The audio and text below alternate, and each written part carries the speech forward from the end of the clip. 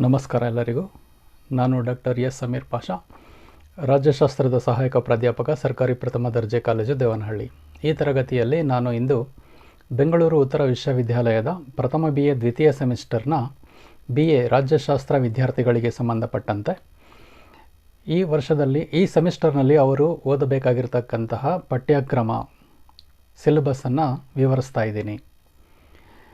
ಮುಖ್ಯವಾಗಿ ದೇವನಹಳ್ಳಿ ಸರ್ಕಾರಿ ಪ್ರಥಮ ದರ್ಜೆ ಕಾಲೇಜಿಗೆ ಸಂಬಂಧಪಟ್ಟಂತೆ ದ್ವಿತೀಯ ಸೆಮಿಸ್ಟರ್ ಫಸ್ಟ್ ಇಯರ್ BA ಸ್ಟೂಡೆಂಟ್ಸಿಗೆ. ಪತ್ರಿಕೆಯ ಟೈಟಲ್ ಬಂದು ಅಂಡರ್ಸ್ಟ್ಯಾಂಡಿಂಗ್ ಪೊಲಿಟಿಕಲ್ ಥಿಯರಿ. ಪತ್ರಿಕೆಯ ಟೈಟಲನ್ನು ಅಂಡರ್ಸ್ಟ್ಯಾಂಡಿಂಗ್ ಪೊಲಿಟಿಕಲ್ ಥಿಯರಿ ಅಂತ ಇಂಗ್ಲೀಷಲ್ಲಿ ಕರೀತಾರೆ. ಪತ್ರಿಕೆ 2 ರಾಜಕೀಯ ಸಿದ್ಧಾಂತದ ಅರಿವು ಅಂತ. ಇದರಲ್ಲಿ ಒಟ್ಟು 5 ಚಾಪ್ಟರ್ಗಳಿದ್ದು ಇದನ್ನು ಈ ಸೆಮಿಸ್ಟ್ರಲ್ಲಿ ಸುಮಾರು 3 ತಿಂಗಳು ಅಥವಾ 4 ತಿಂಗಳಲ್ಲಿ ಸಿಲೆಬಸ್ಸನ್ನು ಕಂಪ್ಲೀಟ್ ಮಾಡಬೇಕಾಗುತ್ತೆ. Devanahalli first year BA students time table ಹೇಗಿದೆ? ವಿದ್ಯಾರ್ಥಿಗಳಿಗೆ ಸೋಮವಾರ 3 ಗಂಟೆಯಿಂದ 4 ಗಂಟೆ ತರಗತಿ ಇರುತ್ತೆ, ಆನ್ಲೈನ್ ತರಗತಿ. ಮಂಗಳವಾರ 2 ರಿಂದ 3 ಗಂಟೆವರೆಗೂ. ಬುಧವಾರ 12:30 ರಿಂದ 1:30ವರೆಗೂ ಇರುತ್ತೆ. ಗುರುವಾರ ಅವರಿಗೆ ಕ್ಲಾಸ್ ಇರೋದಿಲ್ಲ, ಸೆಕೆಂಡ್ ಸೆಮಿಸ್ಟರ್ BA ಅವ್ರಿಗೆ. ಶುಕ್ರವಾರ 10:30 ರಿಂದ 11:00ವರೆಗೆ ಮತ್ತು ಶನಿವಾರ 11:30 ರಿಂದ 12:30 ಗಂಟೆವರೆಗೂ ಆನ್ಲೈನ್ ತರಗತಿಗಳು ಇರುತ್ತೆ.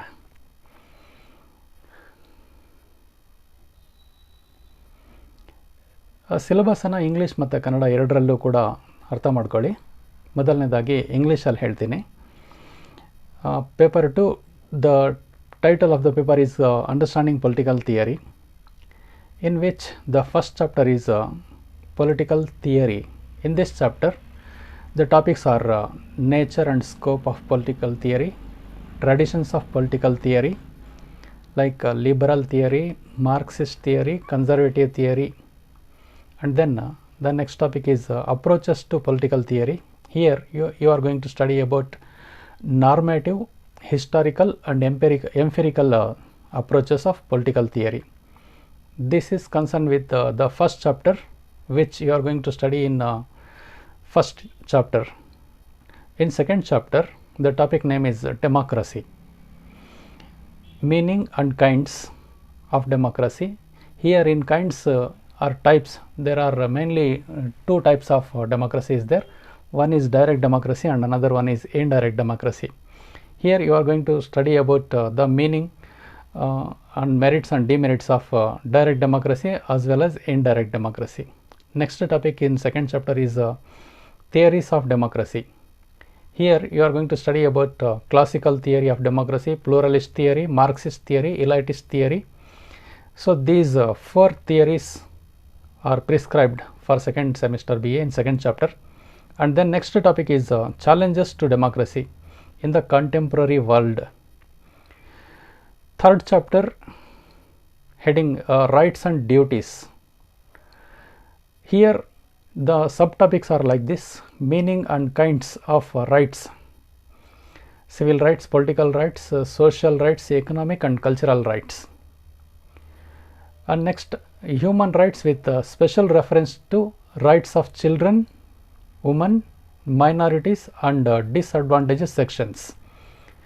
Lastly, duties towards the state. These are the subtopics in third chapter. The fourth chapter is justice and equality. Justice, meaning, kinds of justice, social justice, economic justice, political justice and legal justice. Rawls and Nogic's concept of justice. The next subtopic in fourth chapter is equality, its meaning, types and importance. The last chapter, second sem BA, that is fifth chapter. Title of fifth chapter is imperialism and neo-colonialism. Meaning and types, neo-colonialism, its features, dependency theory, modernism and postmodernism. So these are the 5 chapters fixed for second semester BA, Bangalore North University. ಎರಡನೇ semester BA ರಾಜ್ಯಶಾಸ್ತ್ರ ಪತ್ರಿಕೆಯ ಪರಿವಿಡಿ ಪಠ್ಯಕ್ರಮ ಈ ರೀತಿ ಇದೆ. ಪತ್ರಿಕೆ 2 ಪತ್ರಿಕೆಯ ಹೆಸರು ರಾಜಕೀಯ ಸಿದ್ಧಾಂತದ ಅರಿವು ಅಥವಾ ತಿಳುವಳಿಕೆ ಅಂತ, ಅಂಡರ್ಸ್ಟ್ಯಾಂಡಿಂಗ್ ಪೊಲಿಟಿಕಲ್ ಥಿಯರಿ. ಫಸ್ಟ್ ಸೆಮ್ಮಲ್ಲಿ ನೀವು ರಾಜ್ಯಶಾಸ್ತ್ರ ಅಂತ ಓದಿದ್ದೀರಾ, ರಾಜ್ಯಶಾಸ್ತ್ರ ಪರಿಕಲ್ಪನೆಗಳು. ಈಗ ಸೆಕೆಂಡ್ ಸೆಮಿಸ್ಟ್ರಲ್ಲಿ ರಾಜಕೀಯ ಸಿದ್ಧಾಂತನ ತಿಳ್ಕೊಳ್ತೀರಾ. ಮೊದಲನೇ ಚಾಪ್ಟರ್ ರಾಜಕೀಯ ಸಿದ್ಧಾಂತ ಹೆಡಿಂಗು. ಇದರಲ್ಲಿ ರಾಜಕೀಯ ಸಿದ್ಧಾಂತದ ಸ್ವರೂಪ, ವ್ಯಾಪ್ತಿ, ರಾಜಕೀಯ ಸಿದ್ಧಾಂತದ ಸಂಪ್ರದಾಯಗಳು, ಉದಾರವಾದಿ, ಮಾರ್ಕ್ಸ್ವಾದಿ, ಸಂಪ್ರದಾಯವಾದಿ ರಾಜಕೀಯ ಸಿದ್ಧಾಂತಗಳನ್ನು ತಿಳ್ಕೊಳ್ತೀರಾ. ನೆಕ್ಸ್ಟು ರಾಜಕೀಯ ಸಿದ್ಧಾಂತದ ವಿಧಾನಗಳು ಅಂತ.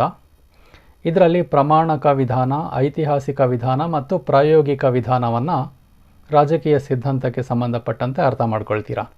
ಅಲ್ಲಿಗೆ ಫಸ್ಟ್ ಚಾಪ್ಟರ್ ಮುಕ್ತಾಯ ಆಗುತ್ತೆ. ಸೆಕೆಂಡ್ ಚಾಪ್ಟರ್ ಪ್ರಜಾಪ್ರಭುತ್ವ, ಬಹಳ ಈಸಿಯಾಗಿರ್ತಕ್ಕಂಥ ಒಳ್ಳೆ ಚಾಪ್ಟರ್. ಯಾಕೆಂದರೆ ಇಡೀ ಪ್ರಪಂಚದಲ್ಲೇ ಇಂದು ಬಹುತೇಕ ರಾಷ್ಟ್ರಗಳಲ್ಲಿ ಪ್ರಜಾಪ್ರಭುತ್ವನೇ ಇದೆ. ಹಾಗಾಗಿ ಈ ಪ್ರಜಾಪ್ರಭುತ್ವ ಅಂದರೆ ಏನು, ಅದರ ಅರ್ಥ ಮತ್ತು ವಿಧಗಳು ಇದೆ ಎರಡನೇ ಚಾಪ್ಟರ್ನ ಹೆಡಿಂಗು. ಪ್ರಜಾಪ್ರಭುತ್ವದ ಅರ್ಥ ಮತ್ತು ವಿಧಗಳು. ವಿಧಗಳಲ್ಲಿ ಮುಖ್ಯವಾಗಿ 2 ವಿಧ ಬರುತ್ತೆ. ಒಂದು ನೇರ ಪ್ರಜಾಪ್ರಭುತ್ವ, ಇನ್ನೊಂದು ಪರೋಕ್ಷ ಅಥವಾ ಪ್ರತಿನಿಧಿ ಪ್ರಜಾಪ್ರಭುತ್ವ ಅಂತ. ಇವೆರಡರ ಅರ್ಥ, ಗುಣಗಳು ಮತ್ತು ದೋಷಗಳು, ಸವಾಲುಗಳನ್ನು ತಿಳ್ಕೊಳ್ತೀರಾ. ಆಮೇಲೆ ಪ್ರಜಾಪ್ರಭುತ್ವದ ಸಿದ್ಧಾಂತಗಳು ಅಂತ ಒಂದು ಟಾಪಿಕ್ ಇದೆ, ಸಬ್ ಟಾಪಿಕ್ 2ನೇ ಚಾಪ್ಟ್ರಲ್ಲಿ. ಸಾಂಪ್ರದಾಯಿಕ ಪ್ರಜಾಪ್ರಭುತ್ವ, ಬಹುತ್ವವಾದಿ ಪ್ರಜಾಪ್ರಭುತ್ವ, ಮಾರ್ಕ್ಸ್ವಾದಿ ಪ್ರಜಾಪ್ರಭುತ್ವ ಮತ್ತು ಗಣ್ಯರ ಪ್ರಜಾಪ್ರಭುತ್ವ ಸಿದ್ಧಾಂತ. ಈ 4 ಸಿದ್ಧಾಂತಗಳನ್ನು ಓದ್ತೀರಾ. ಭಾಳ ಸಿಂಪಲ್ಲಾಗಿ ಚೆನ್ನಾಗಿದೆ, ಅರ್ಥ ಆಗುತ್ತೆ ಕ್ಲಿಯರ್ ಆಗಿ. ಅದಾದಮೇಲೆ ಸಮಕಾಲೀನ ಜಗತ್ತಿನಲ್ಲಿ ಪ್ರಜಾಪ್ರಭುತ್ವ ಎದುರಿಸ್ತಾ ಇರತಕ್ಕಂಥ ಸವಾಲುಗಳೇನು, ಅಂದರೆ ಪ್ರಜಾಪ್ರಭುತ್ವ ಕೆಲವು ದೇಶಗಳಲ್ಲಿ ಯಶಸ್ಸಾಗಿದೆ ಮತ್ತು ಕೆಲವು ದೇಶಗಳಲ್ಲಿ ಯಶಸ್ಸಾಗಿಲ್ಲ. ಪ್ರಜಾಪ್ರಭುತ್ವದ ಹೆಸರಲ್ಲಿ ನಿರಂಕುಶ ಪ್ರಭುತ್ವನೂ ಕೆಲವು ಕಡೆಯಲ್ಲಿ ಅಸ್ತಿತ್ವದಲ್ಲಿದೆ. ಪ್ರಜಾಪ್ರಭುತ್ವ ಸುಗಮವಾಗಿ ಕೆಲವು ಕಡೆ ಕಾರ್ಯನಿರ್ವಹಿಸೋಕೆ ಆಗ್ತಾ ಇಲ್ಲ. ಹಾಗಾಗಿ ಪ್ರಜಾಪ್ರಭುತ್ವ ಎದುರಿಸ್ತಾ ಇರ್ತಕ್ಕಂಥ ಸವಾಲುಗಳೇನು ಅನ್ನೋದನ್ನು ಈ ಚಾಪ್ಟ್ರಲ್ಲಿ ನೀವು ಅರ್ಥ ಮಾಡ್ಕೊಳ್ತೀರಾ. ಸೊ ಅಲ್ಲಿಗೆ ಸೆಕೆಂಡ್ ಚಾಪ್ಟರ್ ಮುಗಿಯುತ್ತೆ. ಮೊದಲನೇ ಚಾಪ್ಟ್ರಲ್ಲಿ ರಾಜಕೀಯ ಸಿದ್ಧಾಂತದ ಸ್ವರೂಪ, ವ್ಯಾಪ್ತಿ, ಆಮೇಲೆ ರಾಜಕೀಯ ಸಿದ್ಧಾಂತದ ಸಂಪ್ರದಾಯಗಳು ಅಂದರೆ ಉದಾರವಾದಿ ಸಿದ್ಧಾಂತ, ಮಾರ್ಕ್ಸ್ವಾದಿ ಸಿದ್ಧಾಂತ, ಸಂಪ್ರದಾಯವಾದಿ ಸಿದ್ಧಾಂತನ ಓದ್ತೀರಾ. ಆಮೇಲೆ ರಾಜಕೀಯ ಸಿದ್ಧಾಂತದ ಅಧ್ಯಯನದ ವಿಧಾನಗಳಿದೆಯಲ್ಲ, ಅದರಲ್ಲಿ ಪ್ರಾಮಾಣಿಕ ವಿಧಾನ, ಐತಿಹಾಸಿಕ ವಿಧಾನ, ಪ್ರಾಯೋಗಿಕ ವಿಧಾನನ ಓದ್ತೀರಾ. ಇದೆಲ್ಲ ಭಾಳ ಚೆನ್ನಾಗಿದೆ, ಸುಲಭವಾಗಿ ಅರ್ಥ ಆಗುತ್ತೆ. ಇದಾದಮೇಲೆ ಮೂರನೇ ಚಾಪ್ಟರ್ ಟೈಟಲ್ ಬಂದು ಹಕ್ಕುಗಳು ಮತ್ತು ಕರ್ತವ್ಯಗಳು. ಹಕ್ಕುಗಳು ಅಂದರೆ ಏನು, ಕರ್ತವ್ಯಗಳು ಅಂದರೆ ಏನು, ಅದರ ಅರ್ಥ ಮತ್ತು ವಿಧಗಳು. ಹಕ್ಕುಗಳ ವಿಧಗಳು: ನಾಗರಿಕ ಹಕ್ಕುಗಳು, ರಾಜಕೀಯ ಹಕ್ಕುಗಳು, ಸಾಮಾಜಿಕ ಹಕ್ಕುಗಳು, ಆರ್ಥಿಕ ಮತ್ತು ಸಾಂಸ್ಕೃತಿಕ ಹಕ್ಕುಗಳು. ಮಕ್ಕಳು, ಮಹಿಳೆಯರು, ಅಲ್ಪಸಂಖ್ಯಾತರು ಮತ್ತು ಅನಾನುಕೂಲಕರ ವಿಭಾಗಗಳ ಹಕ್ಕುಗಳಿಗೆ ವಿಶೇಷ ಉಲ್ಲೇಖ ಹೊಂದಿರತಕ್ಕಂಥ ಮಾನವ ಹಕ್ಕುಗಳು. ಮಾನವ ಹಕ್ಕುಗಳು ವಿಶೇಷವಾಗಿ ಅನಾನುಕೂಲಕರ ವಿಭಾಗಗಳ ಹಕ್ಕುಗಳು, ಮಹಿಳೆಯರಿಗೆ ಸಂಬಂಧಪಟ್ಟ ಹಕ್ಕುಗಳು, ಅಲ್ಪಸಂಖ್ಯಾತರಿಗೆ ಸಂಬಂಧಪಟ್ಟಿರ್ತಕ್ಕಂಥ ಹಕ್ಕುಗಳು, ಇದನ್ನು ಅಧ್ಯಯನ ಮಾಡ್ತೀರಾ. ಅದಾದಮೇಲೆ ರಾಜ್ಯಕ್ಕೆ ಸಂಬಂಧಪಟ್ಟಂತೆ ನಾಗರಿಕರಿಗಿರ್ತಕ್ಕಂಥ ಕರ್ತವ್ಯಗಳೇನು. ಮನುಷ್ಯ ಹಕ್ಕನ್ನು ಅನುಭವಿಸ್ತಾನೆ ನಾಗರಿಕನಾಗಿ, ಆ ಹಕ್ಕಿಗೆ ಪ್ರತಿಯಾಗಿ ಕೆಲವು ಕರ್ತವ್ಯಗಳನ್ನು ನಿರ್ವಹಿಸಬೇಕಾಗುತ್ತೆ, ಅದನ್ನು ಅರ್ಥ ಮಾಡ್ಕೋಬೇಕಾಗುತ್ತೆ ಪ್ರತಿಯೊಬ್ಬ ಪ್ರಜೆನೂ. ಹಾಗಾಗಿ ಒಂದು ರಾಷ್ಟ್ರದ ಪ್ರಜೆ ಆ ರಾಷ್ಟ್ರ ಅಥವಾ ರಾಜ್ಯಕ್ಕೆ ಸಂಬಂಧಪಟ್ಟಂತೆ ಯಾವ್ಯಾವ ಕರ್ತವ್ಯಗಳನ್ನು ನಿರ್ವಹಿಸಬೇಕು ಅನ್ನೋದನ್ನು ಈ ಟಾಪಿಕಲ್ಲಿ ಓದ್ತೀರಾ. ಭಾಳ ಚೆನ್ನಾಗಿದೆ. ನೆಕ್ಸ್ಟ್ 4ನೇ ಚಾಪ್ಟರ್ ನ್ಯಾಯ ಮತ್ತು ಸಮಾನತೆ. ನ್ಯಾಯ ಅಂದರೆ ಏನು, ಸಮಾನತೆ ಅಂದರೆ ಏನು, ನ್ಯಾಯದ ಅರ್ಥ ಮತ್ತು ಅದರ ಬಗೆಗಳು ಅಥವಾ ಸ್ವಭಾವ. ಅದಾದಮೇಲೆ ನ್ಯಾಯದ ಬಗೆಗಳಲ್ಲಿ ಸಾಮಾಜಿಕ ನ್ಯಾಯ, ಆರ್ಥಿಕ ನ್ಯಾಯ, ರಾಜಕೀಯ ನ್ಯಾಯ ಮತ್ತು ಕಾನೂನು ನ್ಯಾಯ. ಇದನ್ನು ಅರ್ಥ ಮಾಡ್ಕೊಳ್ತೀರಾ. ಸಾಮಾಜಿಕ ನ್ಯಾಯ ಅಂದರೆ ಏನು, ಆರ್ಥಿಕ ನ್ಯಾಯ ಅಂದರೆ ಏನು, ರಾಜಕೀಯ ನ್ಯಾಯ ಅಂದರೆ ಏನು, ಕಾನೂನಿಗೆ ಸಂಬಂಧಪಟ್ಟ ನ್ಯಾಯ ಅಂದರೆ ಏನು. ಇದಾದಮೇಲೆ ನ್ಯಾಯಕ್ಕೆ ಸಂಬಂಧಪಟ್ಟಂತೆ ಜಾನ್ ರಾಲ್ಸ್ ಮತ್ತು ನೋಜಿಕ್ ರವರ ಅಭಿಪ್ರಾಯಗಳೇನಿದೆ, ಅವ್ರ ಪರಿಕಲ್ಪನೆಗಳೇನಿದೆ ಅದನ್ನು ಓದ್ತೀರಾ. ಇದಾದಮೇಲೆ ಸಮಾನತೆ ಅನ್ನೋ ಟಾಪಿಕ್ ಇದೆ, ಭಾಳ ಚೆನ್ನಾಗಿದೆ. ಸಮಾನತೆಯ ಅರ್ಥ, ಅದರ ಸ್ವರೂಪ ಮತ್ತು ಅದರ ಪ್ರಾಮುಖ್ಯತೆ, ಅಥವಾ ಸಮಾನತೆಯ ಬಗೆಗಳು, ಹಾಗೆಯೇ ಅದರ ಪ್ರಾಮುಖ್ಯತೆ, ಅದರ ಮಹತ್ವ ಏನು ಅನ್ನೋದನ್ನು ಅಧ್ಯಯನ ಮಾಡ್ತೀರಾ. ಲಾಸ್ಟ್ಲಿ 5ನೇ ಚಾಪ್ಟ್ರಲ್ಲಿ ಸಾಮ್ರಾಜ್ಯಶಾಹಿ ಮತ್ತು ನವ ಸಾಮ್ರಾಜ್ಯಶಾಹಿ ವಾದದ ಬಗ್ಗೆ ಅಧ್ಯಯನ ಮಾಡ್ತೀರಾ. ಸಾಮ್ರಾಜ್ಯಶಾಹಿ ವಾದ ಅಂದರೆ ಏನು, ನವ ಸಾಮ್ರಾಜ್ಯಶಾಹಿವಾದ ಅಂದರೆ ಏನು, ಈಗ ಪ್ರಪಂಚದಲ್ಲಿ ಸಾಮ್ರಾಜ್ಯಶಾಹಿವಾದ ಅಸ್ತಿತ್ವದಲ್ಲಿ ಇದೆಯಾ ಅಥವಾ ನವ ವಸಾಹತುಶಾಹಿವಾದ ಅಸ್ತಿತ್ವದಲ್ಲಿದೆಯಾ ಅನ್ನೋದನ್ನು ಈ ಚಾಪ್ಟ್ರಲ್ಲಿ ಓದ್ತೀರಾ. 5ನೇ ಚಾಪ್ಟ್ರಲ್ಲಿ ಸಾಮ್ರಾಜ್ಯಶಾಹಿ ಮತ್ತು ನವ ವಸಾಹತುಶಾಹಿ. ಸಾಮ್ರಾಜ್ಯಶಾಹಿ ಈ ಪದ ಈಗ ಮಹತ್ವ ಕಳ್ಕೊಂಡಿದೆ 2ನೇ ಮಹಾಯುದ್ಧ ಆದಮೇಲೆ. ಆದರೆ ಅದು ಇನ್ನೊಂದು ಅರ್ಥದಲ್ಲಿ ಪ್ರಪಂಚದಲ್ಲಿ ಬಳಕೆಯಲ್ಲಿದೆ. ಅದನ್ನೇ ನವ ವಸಾಹತುಶಾಹಿ ಅಥವಾ ನವ ಸಾಮ್ರಾಜ್ಯಶಾಹಿ ಅಂತ ಕೂಡ ಕರಿಬೋದು. ಇದರ ಅರ್ಥ ಮತ್ತು ಬಗೆಗಳು, ನವ ವಸಾಹತುಶಾಹಿ ಅದರ ವೈಶಿಷ್ಟ್ಯತೆಗಳು, ಇಷ್ಟನ್ನು ಈ ಟಾಪಿಕಲ್ಲಿ ಓದ್ತೀರಾ. ಆಮೇಲೆ ಅವಲಂಬನಾ ಸಿದ್ಧಾಂತ ಅಂತ ಇದೆ. ಅಂದರೆ ಬಡ ರಾಷ್ಟ್ರಗಳು ಶ್ರೀಮಂತ ರಾಷ್ಟ್ರಗಳನ್ನು ಏನಕ್ಕೋಸ್ಕರ ಅವಲಂಬಿಸಿದ್ರೆ ಈ ದೇಶಗಳು ಉದ್ಧಾರ ಆಗುತ್ತವಾ ಅನ್ನೋದಕ್ಕೆ ಸಂಬಂಧಪಟ್ಟಂತೆ ಇರತಕ್ಕಂಥ ಚಾಪ್ಟ್ರೇ ಅವಲಂಬನಾ ಸಿದ್ಧಾಂತ. ಈಗ ಅಮೇರಿಕಾನ ಬಡ ರಾಷ್ಟ್ರಗಳು ಅವಲಂಬಿಸಿರೋದ್ರಿಂದ ಯಾರಿಗೆ ಅನುಕೂಲ ಅನನುಕೂಲ ಅನ್ನೋದನ್ನು ಈ ಟಾಪಿಕಲ್ಲಿ ಓದ್ತೀರಾ ನೀವು. ಆಮೇಲೆ ಕೊನೆಯದಾಗಿ ಆಧುನಿಕತಾವಾದ, ಆಮೇಲೆ ಆಧುನಿಕೋತ್ತರವಾದ ಅಥವಾ ನಂತರದ ಆಧುನಿಕೋತ್ತರವಾದ ಕೊನೆಯ ಚಾಪ್ಟರ್ ಇದು. ಕೊನೆಯ ಟಾಪಿಕ್ 5ನೇ ಚಾಪ್ಟ್ರಲ್ಲಿ. 5ನೇ ಚಾಪ್ಟರ್ ಇರೋದು. 5 ಚಾಪ್ಟರ್ಗೆ ಸಂಬಂಧಪಟ್ಟಂತೆ ಒಟ್ಟು 100 ಅಂಕಗಳಿಗೆ ಪ್ರಶ್ನೆ ಪತ್ರಿಕೆ ಪ್ರಿಪೇರ್ ಆಗುತ್ತೆ. ಅದರಲ್ಲಿ 3 ಭಾಗಗಳಿರುತ್ತೆ.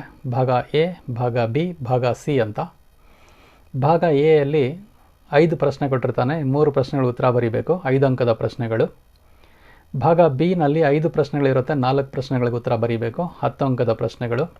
ಭಾಗ ಸಿ ಯಲ್ಲಿ 5 ಪ್ರಶ್ನೆಗಳಿರುತ್ತೆ, 3 ಪ್ರಶ್ನೆಗಳಿಗೆ ಉತ್ತರ ಬರೀಬೇಕಾಗುತ್ತೆ. ಪ್ರತಿ ಪ್ರಶ್ನೆಗೆ 15 ಅಂಕಗಳಿರುತ್ತೆ. ಸೊ ಇಷ್ಟು ಸಿಲೆಬಸ್ ಮತ್ತು ಹಾಗೆಯೇ ಪರೀಕ್ಷೆಯಲ್ಲಿ ಯಾವ ಥರ ಪ್ರಶ್ನೆಗಳನ್ನು ಕೇಳ್ತಾರೆ ಅನ್ನೋದನ್ನು ಹೇಳಿದ್ದೀನಿ. ನೆಕ್ಸ್ಟು ಈಗ ಈ ಸಿಲೆಬಸ್ಸಿಗೆ ಸಂಬಂಧಪಟ್ಟಂತೆ ಯಾವ್ಯಾವ ಪುಸ್ತಕಗಳನ್ನು ಓದಬಹುದು, ಲೈಬ್ರರಿನಲ್ಲಿ ಯಾವ್ಯಾವ ಗ್ರಂಥಗಳು ಸಿಗುತ್ತೆ ನಿಮಗೆ. ಪ್ರಮುಖ ರಾಜಕೀಯ ಸಿದ್ಧಾಂತಗಳು ಟೈಟಲ್ ಬರೆದಿರ್ತಕ್ಕಂಥವರು ಡಾಕ್ಟರ್ MP ಭುವನೇಶ್ವರ್ ಪ್ರಸಾದ್ ಅಂತ ಒಬ್ಬರು ಬರೆದಿದ್ದಾರೆ. ಆಮೇಲೆ ರಾಜಕೀಯ ಸಿದ್ಧಾಂತಗಳು ಅಂತ KJ ಸುರೇಶ್ ಅವರು ಬರೆದಿದ್ದಾರೆ. ಡಾಕ್ಟರ್ TD ದೇವೇಗೌಡ ಅಂತ ಅವರು ಮೈಸೂರು ಯೂನಿವರ್ಸಿಟಿ ಪ್ರೊಫೆಸರು, ಅವರು ಕೂಡ ಪ್ರಮುಖ ರಾಜಕೀಯ ಸಿದ್ಧಾಂತಗಳು ಅಂತ ಒಂದು ಗ್ರಂಥ ಬರೆದಿದ್ದಾರೆ.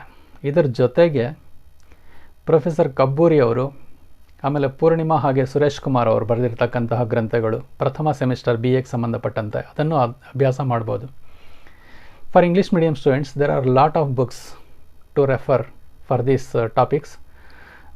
First one important book is J.C. Johari's Political Theory is a better book, and then Amal Ray and Mohit Bhattacharya's book titled Political Theory, and S.K. Kabburi's book The Concepts of Political Science and Political Theories. It is also there in our library. And B.K. Gokhale, main important reference book for first year degree or for second sem, first sem degree students, Study of Political Theory. It is also one of the good book. And also our young writers Purnima and Suresh Kumar written some books concerned with the political theory, second semester, concerned with Bangalore North University and Bangalore University. These are the main books to refer for second semester BA. I have already told you that the question paper pattern of political science. Here question paper divided into three parts: part A, part B, part C. Part A consists 5 questions, but you have to write only 3 questions. Each question consists 5 marks. Part B consists 5 questions or 6 questions. You have to write only 4 questions. Each question carries 10 marks. Last part C consists 5 questions. You have to answer only 3 questions. Each question 15 marks fixed. So out of 5 questions you have to write 3 questions.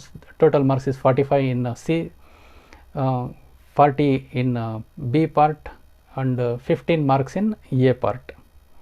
So this is the question paper pattern for second semester BA Political Science, and we have discussed about the syllabus and the reference books. Thank you all.